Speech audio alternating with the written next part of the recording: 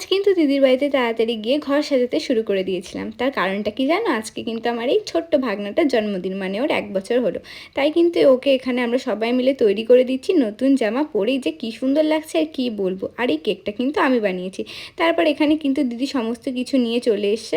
এইবার কিন্তু ওর কেক কাটা হবে। তো এখানে যেহেতু অনেকটাই ছোট, তাই কিন্তু দিদি দাদা মিলে বসে পড়েছে ওকে কেক কাটানোর জন্য। দেখো কেক কাটার সময় কি কিউট লাগছে না? তারপরে কিন্তু ক্যান্ডেলে ফু দিলে এইভাবেই কিন্তু ওর জন্মদিনটা আজকে শুরু হলো। তারপর দিদি পায়েস খাইয়ে দিল, আমিও কেক খাইয়ে দিলাম।